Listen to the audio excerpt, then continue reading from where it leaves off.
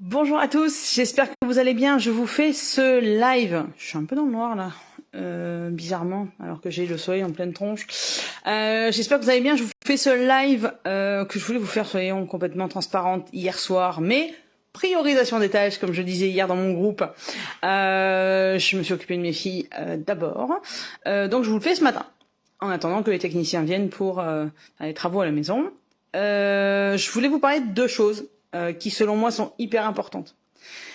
La première, même quand on est dans une situation compliquée, que ce soit financièrement, affective, personnelle ou quoi que ce soit, il y a forcément, alors après ça va être très spirituel, il y en a peut-être certains qui vont déconnecter à ce niveau-là, l'abondance est partout, il y a toujours dans une journée au moins un moment où vous allez recevoir quelque chose de positif. Je vous donne un exemple. Donc hier, journée de blocage, impossible d'aller chercher mes filles en voiture, c'était bloqué de partout.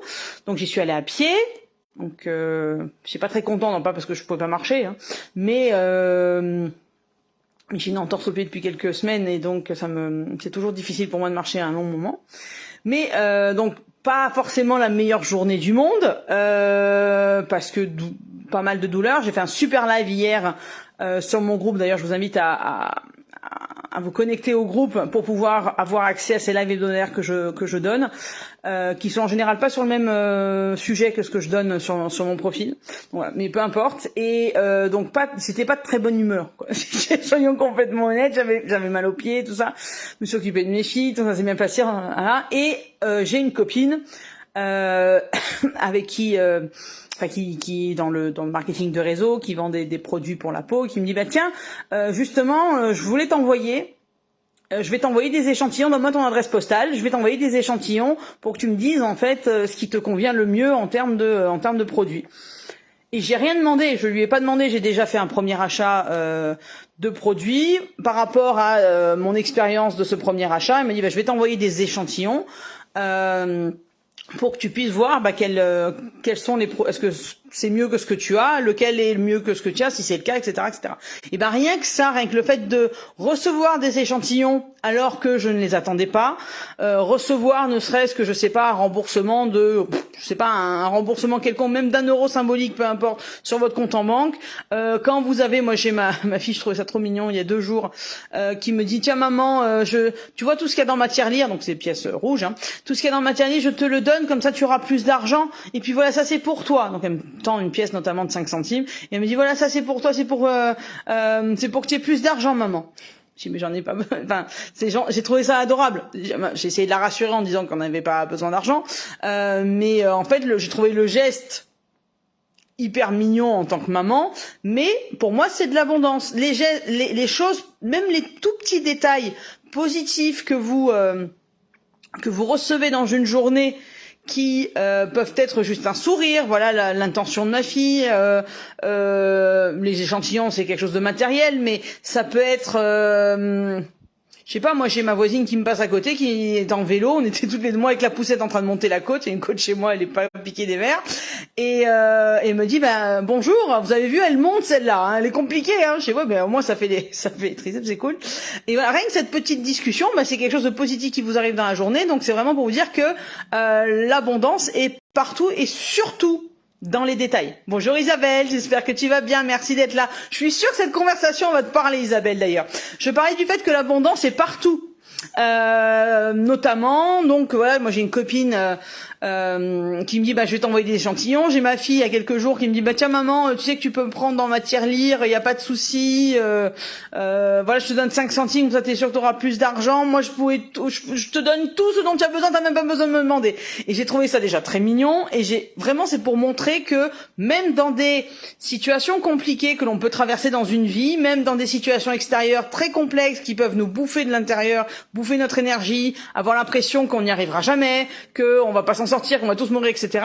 Il y a forcément dans une journée un petit truc qui peut vous faire qui peut vous réconforter et vous faire sentir que l'abondance est partout. Et des fois, l'abondance, elle est aussi là où on l'attend pas et sur des détails. Et plus on va justement faire attention à ces détails positifs qui nous arrivent, sans qu'on le demande, entre guillemets, plus on va pouvoir contrebalancer cette négativité ambiante qui peut nous affecter, et on va pouvoir faire des choses on va dire avec une énergie beaucoup plus positive, parce que justement ce sera raccroché à la microseconde où ma fille me propose 5 centimes d'euros pour payer mes dettes, mais j'en avais, mais bon voilà, par la maison, mais voilà, au moment où ma copine me dit bah tiens je vais t'envoyer des échantillons, quelle est ton adresse postale, au moment où là ce matin j'ai eu une conversation avec une de mes copines avec qui que je vais embarquer dans mes formations CPF, voilà, donc l'abondance elle est partout, dans une conversation, dans des choses que vous avez pas demandé, que vous avez reçues, dans ce que vous n'attendiez plus et que vous recevez, etc., etc. Mais ça peut être un mot, enfin ça peut pas forcément être matériel, ça peut être voilà là j'ai le soleil en pleine tronche, moi la sudiste elle est contente d'avoir le soleil en pleine tronche, rien que ça. Tous les matins j'ai un écureuil, l'arbre en face de chez moi il y a un écureuil qui à mon avis doit avoir son lit entre guillemets, j'ai pas le terme technique, hein, mais il commence toujours sa journée par cet arbre-là, donc du coup je le vois tous les matins. Mais ça c'est de l'abondance tout seul et ça ne coûte rien et c'est impressionnant ce que ça peut donner comme énergie. Je parle souvent du fait que au début de mon activité, je pensais que prendre soin de moi c'était une perte de temps, et que même prendre un café en terrasse, ne serait-ce que 5, 10, 15 minutes, c'était pas possible et que c'était contre-productif. Bien au contraire, si ça c'est pas de l'abondance, avoir le temps de prendre le temps. Et ça, si l'entrepreneuriat peut pas vous amener ça, enfin voilà, moi c'était hyper important d'avoir cette liberté. Il y en a qui ont pas envie de cette liberté, c'est pas une priorité pour eux et c'est totalement ok, mais moi c'était une priorité pour moi d'avoir cette liberté là, mais j'avais l'impression que pour créer cette liberté il fallait d'abord que je n'ai plus de liberté, que je passe plus de 10 heures sur mon business. Non, l'abondance elle est partout, même dans le temps que vous allez vous accorder. Parce qu'il y a le temps qu'on a, il y a le temps qu'on prend.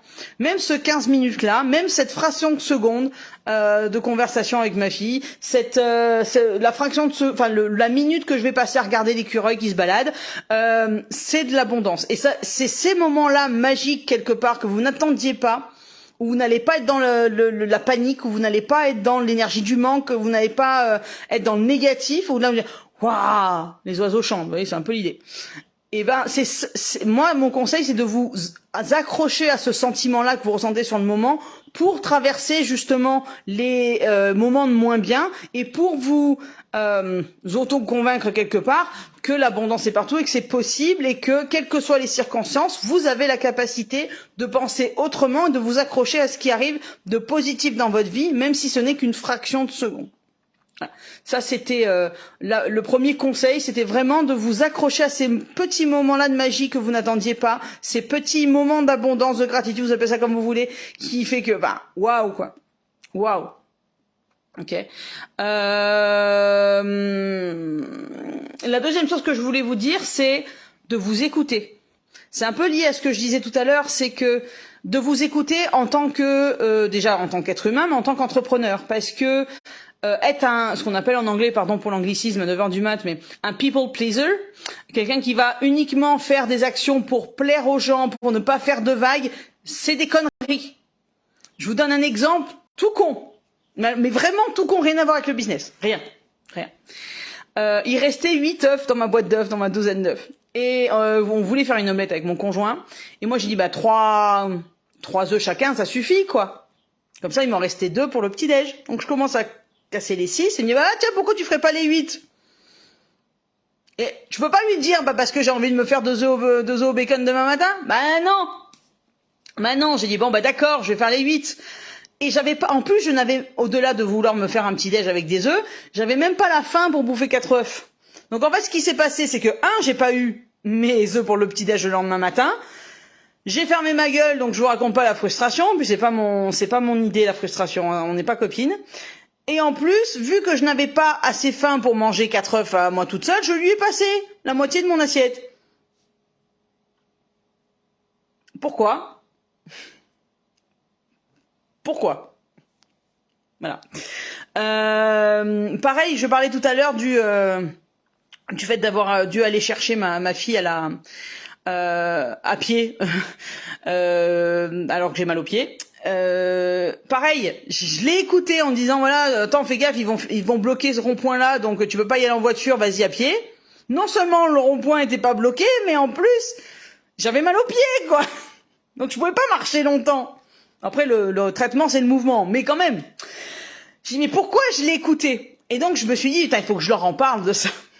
Écoutez-vous, n'oubliez pas que Michael Jordan a loupé plus de 4000, je crois, paniers à 3 points avant de réussir. Qu'on a dit à Walt Disney qu'il n'avait pas d'imagination. On a dit aux Beatles qu'ils n'étaient pas faits pour faire de la musique. On a dit à Patrick Hernandez que sa chanson Born to Be Alive c'était de la merde. On a dit à Einstein que c'était un abruti. On a dit à Dali que c'était un fou.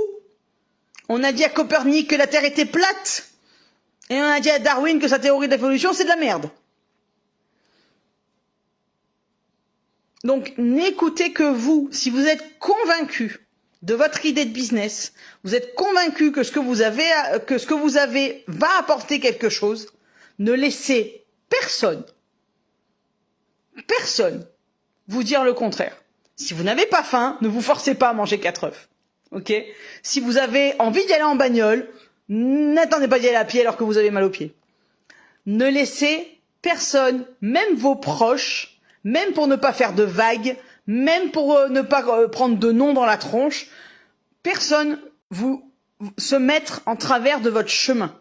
Vous avez vos objectifs de vie à vous en tant que personne, à vous en tant qu'entrepreneur, et mon conseil, c'est n'écouter que vous. Vous pouvez prendre conseil ailleurs, mais la décision, c'est un peu comme si vous demandiez un GPS, par exemple, ou vous demandiez autour de vous, mais alors je vais dans quelle direction? Ça, vous pouvez demander conseil. Mais au bout du compte, à la fin de la journée, c'est vous qui prenez la décision, c'est vous qui conduisez. Et ne laissez personne conduire à votre place. Parce que ça ne vous aidera pas, mais ça n'aidera pas l'autre non plus. Vraiment pas. Le fait d'avoir peur du regard des autres, peur que ça se vende pas, peur d'être critiqué, peur de, vous, ça va vous empêcher de passer, ça va vous faire passer à côté de votre vie. Et ça ne va pas rendre les autres plus heureux non plus. Parce que vous n'aurez pas été honnête avec eux, parce que vous aurez fait des actions pour leur faire plaisir alors qu'elles ne vous parlent pas, donc vous n'aurez pas été honnête avec eux, et vous n'aurez surtout pas été honnête avec vous. Et ça, on l'a trop oublié dans nos sociétés actuelles. Faut pas faire de vagues, faut rentrer dans des cases. Franchement, quand vous parlez communication, vous voyez une nana comme moi qui a 40 kilos de trop, qui se maquille jamais, qui a les cheveux en paquet de 27, alors qu'elle se lave les cheveux, je précise. Non. Mais je suis l'anticonformiste de la communication et ça me va très bien. Ça m'a longtemps posé problème, mais aujourd'hui ça me va très bien parce que des clientes qui sont justement dans l'anticonformisme aussi, qui en ont marre, mais qui en ont ras-le-bol de rentrer dans des cases, ils viennent vers moi. Elles viennent vers moi, ils aussi, ça arrive d'avoir des hommes aussi, viennent vers moi parce que justement ils en ont marre du côté préfabriqué et ils veulent quelque chose qui leur ressemble et je les aide à justement trouver ce qui leur ressemble. Parce que techniquement je suis pas dans leur tête, je vais pas le deviner, mais on nous a tellement appris à ne pas être nous-mêmes, on nous a tellement pas appris à avoir confiance en nous, on nous a tellement pas appris ce qu'était la confiance. Vous savez, être nous, est assez. Moi, j'ai toujours été comparée aux autres. Celle-là, elle est plus sportive, celle-là, elle est plus populaire, celle-là, elle est moins grosse, celle-là, elle mange moins, celle-là, elle fait ci, celle-là, elle fait... Oh la vache! Tu te rends compte, celle-là, elle a eu un 17, toi, t'as eu qu'un 14? Bah, le 14, c'est bien, non? Ça suffit. Vous voyez ce que je veux dire? Personne... tout le monde ne peut pas être premier de la classe, puis c'est pas, enfin, vous voyez la vie, la première de la classe en question, je préfère la mienne, hein. Mais voilà, on ne nous a pas appris tout ça. Et mon rôle, depuis que je me suis mis à mon compte, pourquoi je me suis mis à mon compte, c'est parce que j'en avais marre des dictates. C'est parce que j'en avais marre de devoir rentrer dans les cases, parce que j'en avais marre de penser que c'était moi le problème. C'était moi la névrosée. Alors que il est possible d'avoir un business, avoir un quotidien, d'avoir une vie qui nous ressemble. Il y en a à qui ça va convenir d'être dans le salariat, il y en a qui s'éclatent dans le salariat. Il y en a qui s'éclatent dans leur fonction et c'est totalement ok, tout le monde n'est pas fait pour être entrepreneur. Mais il y en a qui sont malheureux dans le salariat, qui ont le syndrome du dimanche soir, pour qui en fait qui bossent 5 jours pour avoir 2 jours de week-end et qui bossent 48 semaines par an, 47 pour avoir 5 semaines de congés payés. Non, moi je veux pas attendre les vacances pour kiffer ma vie, quoi. Personnellement, non. Et les clientes que j'accompagne, c'est justement parce qu'elles ont pas envie de ça non plus. Si elles sont mises à leur compte, c'est pour kiffer leur quotidien. Et ce que j'accompagne mes clients à faire, c'est justement de trouver quel est leur kiff quotidien. Vraiment. Et parce que c'est exactement ce pourquoi je me suis mis à mon compte, et c'est exactement ce que j'amène mes clients à faire, parce que je sais à quel point c'est important pour une certaine partie de la population, on est d'accord, de s'être mis à son compte pour créer la vie qui les intéresse, quoi. Et ça suffit d'écouter les autres, on en a marre. Oui, on peut prendre des conseils parce qu'on n'est pas, on peut pas être spécialiste en tout, et des fois d'avoir un œil extérieur, c'est exactement ce qu'il faut. Néanmoins, la décision finale, elle vous appartient à vous. Elle vous appartient à vous. Je donne un exemple. Moi, ma mère, quand j'ai repris donc le travail après mon congé maternité, elle me dit: est-ce que tu as communiqué pendant ton congé maternité? Est-ce que tu as continué ta com? J'ai dit non. Mais pourquoi t'as pas continué ta com? J'ai dit parce que c'est un congé maternité. Et même si ça ressemble absolument pas à des vacances, ça reste un congé maternité, donc un moment où tu es censé te concentrer sur ta vie perso et pas ta vie pro. Donc certes, ça a peut-être ralenti mon activité en sortant du congé maternité, mais ce qui était encore plus important, c'était de prendre le temps de me remettre de cet accouchement, cette césarienne, ce truc, ces machins qui étaient compliqués. Donc vraiment, on va arrêter de rentrer dans des cases. On va arrêter d'écouter les autres parce que les autres ne vivent pas votre vie. Ceux qui vous critiquent, ceux qui vous disent de pas aller par là, etc., etc., ils ont peut-être raison de pas aller par là, de te dire de pas aller par là. Mais finalement, peut-être que finalement ils ont tort. Encore une fois, on a dit à Walt Disney qu'il avait pas d'imagination et que Einstein c'est un abruti. Donc oui, prenez des conseils, mais soyez aussi conscient qu'à la fin de la journée, c'est vous qui prenez la décision. C'est vous le capitaine du navire, c'est vous le chef d'entreprise, c'est à vous de prendre des décisions et la décision finale, elle vous appartient à vous. Donc, on ferme les écoutilles, sauf quand on veut les ouvrir sur un côté, pour prendre conseil, mais pour prendre la décision, on se regarde, entre guillemets, soi, et on voit ce qui est aligné avec nous. Il y en a marre, encore une fois, d'écouter les autres. Voilà. Et plus on va s'écouter, plus on va aussi prendre conscience que les petits moments, il y a des petits moments dans la journée, on va prendre conscience que ces petits moments-là, bah, c'est ça qui fait le sel quelque part de la vie, c'est ce qui nous permet de dire que l'abondance est partout. Voilà. Dites-moi si ça vous parle, dites-moi si vous avez des questions, dites-moi aussi si vous n'êtes pas d'accord et on en discute. Moi, j'ai aucun problème à me dire, voilà, mais je suis pas d'accord, je considère qu'on est encore libre de parler. Il y a des limites, mais il y en a qui veulent nous poser des limites, mais moi je pense que c'est ouvert à la discussion. Donc si vous êtes d'accord, dites-le moi. Si vous n'êtes pas d'accord, dites-le moi. Et dans les deux cas, on en discute. Le but vraiment, c'est de vous aider à passer à l'action et de vous faire réaliser que c'est pas parce que vous avez commencé dans une direction que vous n'avez pas la possibilité d'en changer. Surtout si elle ne vous convient pas. Voilà. Encore une fois, dites-moi si ça vous parle, si ça vous parle pas. Si vous regardez ce live en replay, mettez-moi un petit hashtag replay, comme ça je saurai que vous êtes passé par là. Et si vous avez justement envie qu'on en discute un peu plus longuement pour voir justement où est-ce que ça bloque chez vous, justement, ces petits moments d'abondance, là, j'arrive pas à les réaliser. Qu'est-ce que je peux mettre en place pour justement prendre plus conscience de ces petits moments-là? Moi, j'ai vraiment pas l'impression qu'il y ait des moments d'abondance en ma vie en ce moment. C'est vraiment le bordel.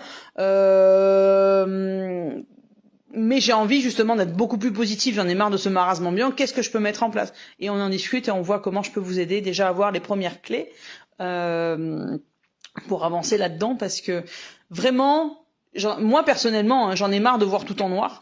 Moi, je suis quelqu'un qui a tendance à faire du stress par anticipation. Et j'en ai un peu marre de faire ça parce que du coup, je passe à côté de ma vie, quoi. Vraiment. Parce que voilà, j'en ai un peu marre de tout prendre, de voir le verre à moitié vide. Laetitia, celle-là, elle est pour toi. J'en ai marre de voir le verre à moitié vide et j'aimerais bien le voir à moitié plein. Parce que techniquement, même quand il est à moitié vide, vu qu'il est la moitié qu'on voit vide et rempli d'air, il est rempli de quelque chose. Donc techniquement, votre verre il est toujours plein. Le tout, c'est de prendre conscience que la partie que l'on ne voit pas est là quand même. Méditez là-dessus. Sur ce, je vais vous laisser. Je vais vous souhaiter un bon jeudi. Je vous dis à très bientôt sur ce groupe et d'ici là, prenez soin de vous. Au revoir.